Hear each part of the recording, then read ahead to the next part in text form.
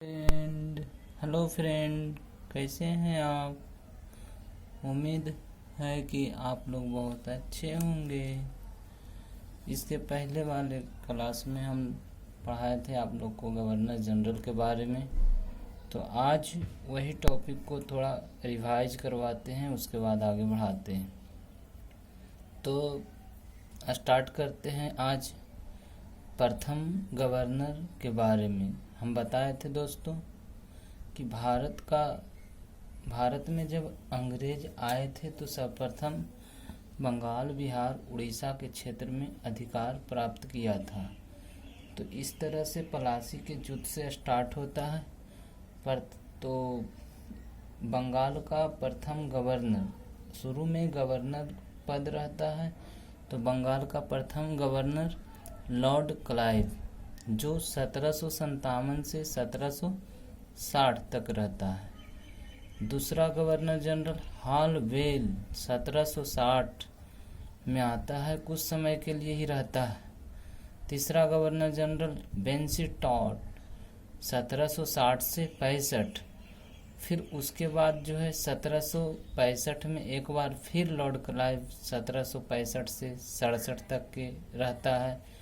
फिर अगला governor general Warren Hastings, जो 1772 से 85 तक रहता है। सॉरी दोस्तों, इसके पहले 1765 से 67 तक के पढ़ाया। उसके बाद बेरेलस्ट 1767 से 69, 1767 से 69 बेरेलस्ट। उसके बाद भी एक है 1769 से 72 कार्टियर, जिसे द्वैध शासन का जनक माना जाता है। बट द्वैध शासन स्टार्ट किसने किया था? तो लॉर्ड क्लाइव, जो प्रथम गवर्नर था। और अंत किसने किया था द्वैध शासन का? तो वारेन हेस्टिंगस, जो 1772 से 85 तक के था। तो पहला गवर्नर कौन हुए? Lord Clive. दूसरा गवर्नर हॉलवेल। तीसरा लॉर्ड बेनस्टाड। फिर थोड़ी समय के लिए 2 साल के लिए लॉर्ड क्लाइव फिर से आते हैं। उसके बाद बेरेलस्ट, उसके बाद कार्टियर, उसके बाद वारेन हेस्टिंगस। तो इतना गवर्नर जनरल नहीं बल्कि गवर्नर का ही केवल पद है, गवर्नर का ही पद है। तो गवर्नर के पद पर कौन कौन रहे? तो 1760 में रॉबर्ट क्लाइव। उसके बाद दूसरी बार में हॉलवेल 1760 में कुछ समय के लिए।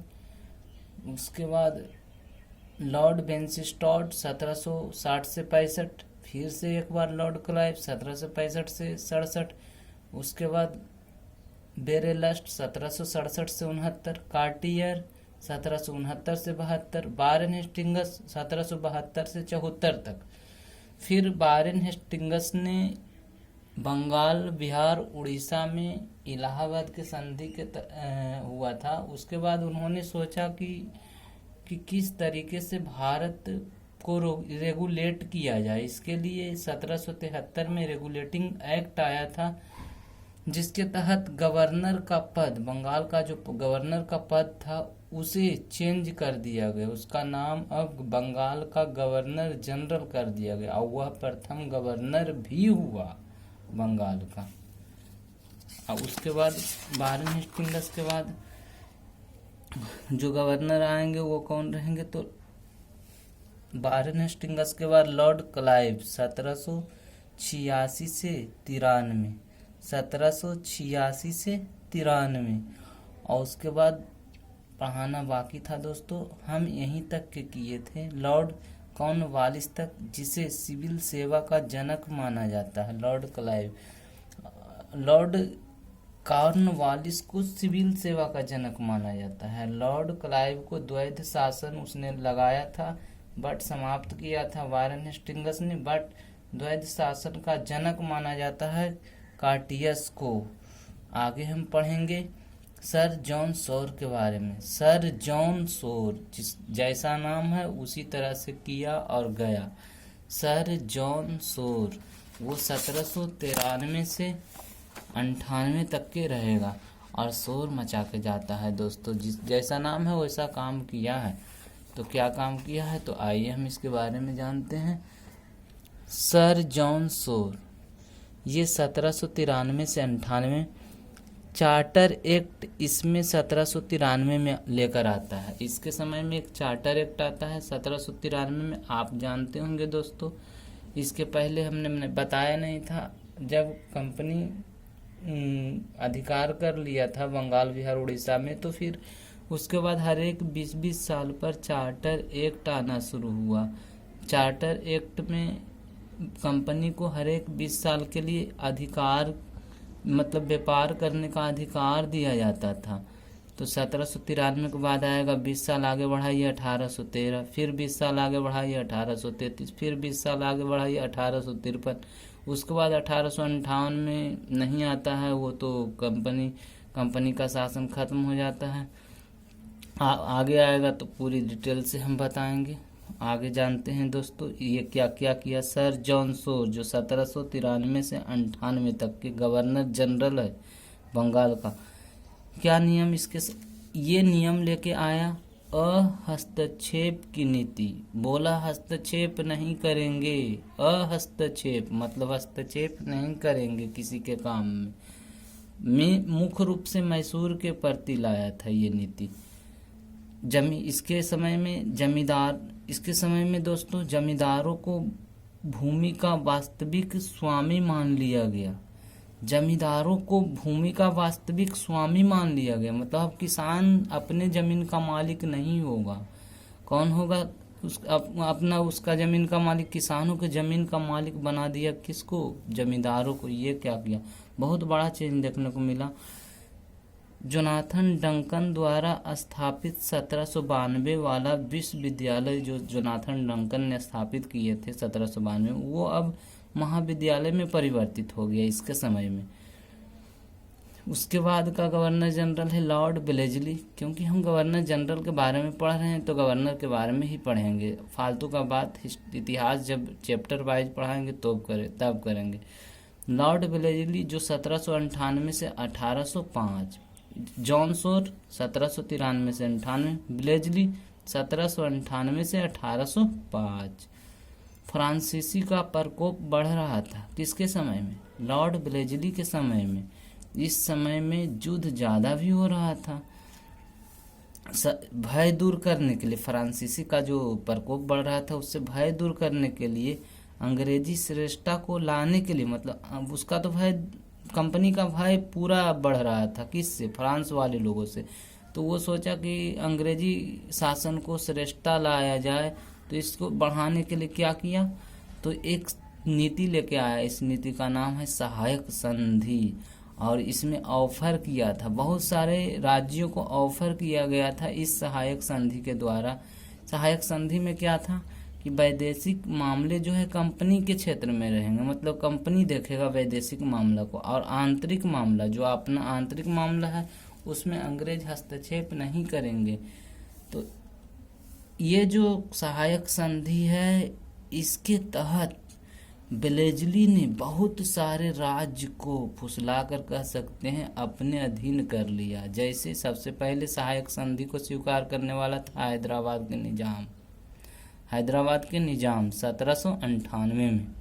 उसके बाद मैसूर 1799 में, पेशवा 1802 में, सिंधिया, ग्वालियर के सिंधिया 1804 में, तंजौर 1793 में, अवध 1801 में, भोसले 1803 में। इसी तरह और भी अनेक राज्यों ने इस संधि के तहत इनका अधीन स्वीकार कर लिया। इसने कहा कि आप लोग को हम सहायता करेंगे, मतलब आप लोग पर कोई कुछ नहीं कर सकता, आप लोग मेरे अधीन हैं, आप काम कीजिए अपना, हम आपके कार्यों में हस्तक्षेप नहीं करेंगे।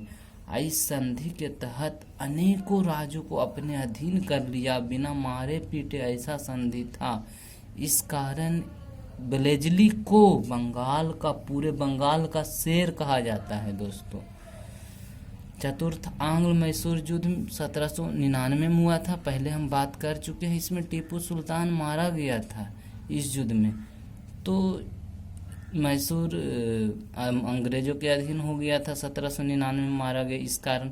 और इसके जगह पर वाडियार वंश, जो टीपू सुल्तान का मृत्यु हो गई थी दोस्तों 1799 में, तो वाडियार वंश या आडियार वंश का स्थापना हुआ। ठीक है, इतना काम हुआ। बेलेजली ने फोर्ट विलियम कॉलेज 1800 में स्थापित किया। फोर्ट विलियम कॉलेज स्थापित किया बेलेजली ने। कलकत्ता में फोर्ट विलियम कॉलेज का स्थापना हुआ था दोस्तों 1800 में।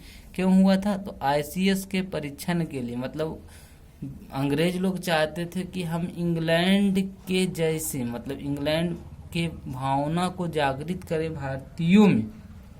इस कारण से फोर्ट विलियम कॉलेज की स्थापना किया गया था। आप पहले बता चुके हैं कि बंगाल का शेर भी इसे कहा जाता है, क्योंकि इसने एक नीति लाया था सहायक संधि की, उससे बिना लड़े, बिना झगड़े, बिना राइफल पिस्तौल का बहुत सारे राज्यों को कह सकते हैं ऑफर किया और अपने अधीन कर लिया। सर जॉन बार्लो आता है इसके बाद 1805 से 7।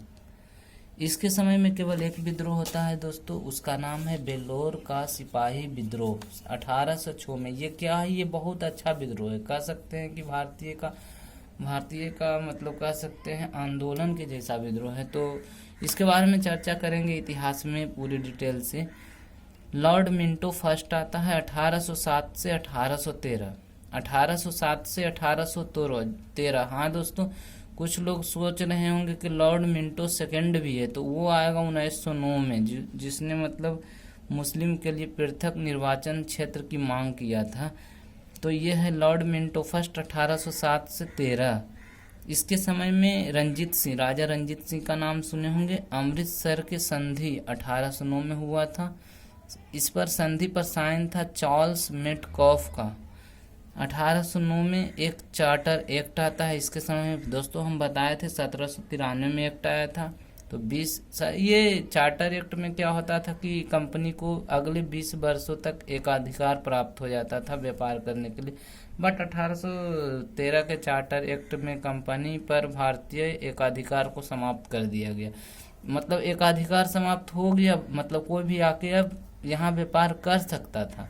बट चीन पर, चाय पर जो अधिकार था, चीन में आयात निर्यात होता था, उस पर एकाधिकार कंपनी का ही बना रहा है। इसमें केवल भारत में आकर कोई भी अब व्यापार कर सकता था। ये हो गया, मतलब एकाधिकार भारतीय समाप्त हुआ, बट चाय पर लगा रहा। इसके बाद लॉर्ड हेस्टिंग्स 1813 से 1823। आंग्ल नेपाल युद्ध होता है इसके काल में। लॉर्ड हेस्टिंग के काल में होता आंग्ल नेपाल युद्ध। ये सबसे खतरनाक कह सकते हैं गवर्नर था, क्योंकि इसने दमन का नीति का सहारा लिया और काफी लोगों को दमन कर दिया। मतलब कह सकते हैं कि इसका कहना था कि हम इतने अच्छे से शासन करेंगे कि सभी को मिटा देंगे, काट देंगे, लड़ जाएंगे। इस तरह से नीति था इसका। इसके काल में 1814 से 16 में सुगौली की संधि हुई थी। सुगौली की संधि में गढ़वाल, कुमायूं, शिमला, रानीखेत, नैनीताल, ये सब सारे क्षेत्र अंग्रेजों के अधिकार में हो गया था। इसके समय में एक और आया था रैयतवाड़ी प्रथा, जो टॉमस मुनरो ने लाया था। इसमें दोस्तों भूमि का वास्तविक मालिक किसानों को माना। अब फिर से देखिए, इसका थोड़ा एक बात अच्छा है यहाँ पर। इसके पहले हमने बताया दोस्तों कि किसानों को वास्तविक मालिक नहीं माना गया था। जॉन सोर ने उसने जमींदारों को वास्तविक मालिक बना दिया था। बट यहाँ पर क्या हुआ कि टॉमस मुनरो इसके समय का एक था व्यक्ति, उसने किसानों को ही वास्तविक मालिक मतलब कि रखा। इसके समय में मराठा संघ का अंत हो गया। इसके समय में जानते होंगे द्वितीय मराठा युद्ध हुआ था 1818-19 में। तो पूरे मराठों का दमन हो जाता है, मतलब कह सकते हैं मराठा संघ की समाप्ति हो जाता है। इतिहास में अच्छी तरीके से चर्चा होगा क्या हुआ नहीं हुआ। चतुर्थ मराठा युद्ध बताया 1817-18 में मराठा का अंत हो गया, अंग्रेजों के अधीन हो गया मराठे लोग। दोस्तों आज यहीं तक इस वीडियो का अंत करते हैं। थैंक यू दोस्तों।